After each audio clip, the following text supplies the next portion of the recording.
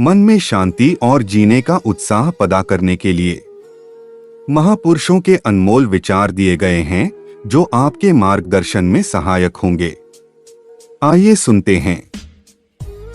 जिस प्रकार एक मोमबत्ती बिना आग के नहीं जल सकती, उसी प्रकार व्यक्ति आध्यात्मिक जीवन के बिना अधूरा है। भगवान के दरबार में सभी कर्मों का लेखा जोखा रहता है। आपका कर्तव्य ही धर्म है, प्रेम ही ईश्वर है, सेवा ही पूजा है और सत्य ही भक्ति है। मैंने सब कुछ देखने के लिए अपनी आंखें बंद कर ली। प्रकृति हमारी खूबसूरती, बौद्धिक, संज्ञानात्मक और यहाँ तक कि आध्यात्मिक संतुष्टि की कुंजी रखती है। सत्संग एक महान महिमा है। वह दुखों को हरता है, पापों को काटता है और जीवन को सुधारता है। खूबसूरती दिल और ज़मीर में होनी चाहिए। लोग बेवजह उसे शक्ल और कपड़ों में टटोलते हैं। परिपक्वता, मैच्योरिटी, गरिमा की सीमा के भीतर अपनी भावनाओं को सोचने, बोलने और कार्य करने की क्षमता है। आपकी परिपक्वता का माप यह है कि आप अपनी कुंठाओं के बीच कितने आध्यात्मिक हो जाते हैं। दुनिया में जो कुछ भी था, मेरा गुरु था।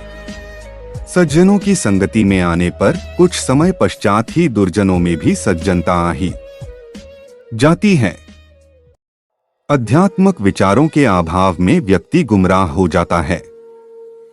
ईश्वर का नाम सभी लेते हैं, परंतु ईश्वर का नाम लेने भर से ईश्वर को पाया नहीं जा सकता। एक बात पानी से सीखी जा सकती है। छोटी छोटी नदियां शोर मचाती हैं, परंतु महासागर शांत रहता है। जो वेद और शास्त्र के ग्रंथों को याद कर लेता है किंतु उनके यथार्थ तत्व को नहीं समझता, उसका वह याद रखना व्यर्थ है।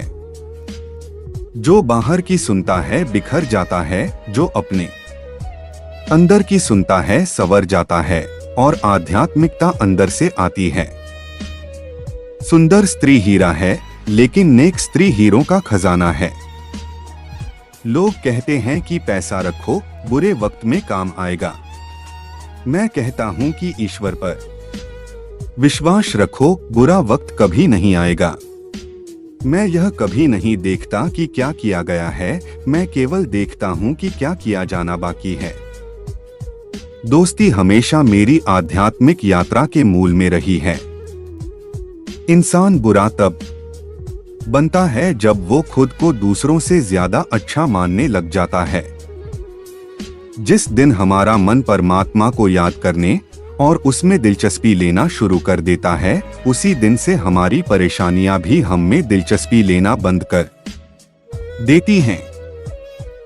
शास्त्र अनुसार निंदा सुनाने वाला भी उतना ही दोषी है जितना कि निंदा करने वाला। तुम जिस चीज के भागते हो उसी को खो देते हो।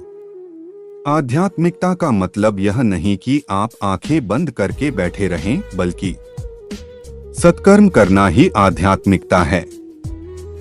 आपके विचार ही हर चीज का प्राथमिक कारण हैं। चाहे कितनी भी विपत्ति आए पर सज्जन व्यक्ति अपनी सज्जनता नहीं छोड़ते। इसी सज्जनता से समूचे विश्व का कल्याण होता है। याद रखें, महान प्रेम और महान उपलब्धियों में महान जोखिम भी उठाने पड़ते हैं। प्रेम मन को नियंत्रित करने का सबसे संतोषजनक तरीका है। भक्ति हमें एकांगी बनाती है जब यह हमारी सहज प्रेम की भावना को जागृत करती है। भगवान हमें बनाकर खुद को पाता है। खुद पर काबू पा लेना ही मनुष्य की सबसे बड़ी जीत होगी।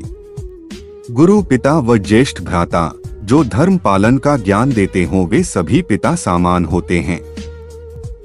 हमेशा आराम की चाहत में तुम आलसी हो जाते हो। हमेशा पूर्णता की चाहत में तुम क्रोधित हो जाते हो। हमेशा अमीर बनने की चाहत में तुम लालची हो जाते हो। बहुत से लोग भूखे हैं, इसका मतलब यह नहीं कि भोजन की कमी है। ऐसा इसलिए है क्योंकि मानव के दिलों में प्यार और देखभाल की कमी है। संसार को छोड़ने से परमात्मा नहीं मिलता, परंतु परमात्मा के मिलने से दुनिया अपने आप छूट जाती है। केवल वो लोग जो कुछ भी नहीं बनने के लिए तैयार हैं, प्रेम कर सकते हैं।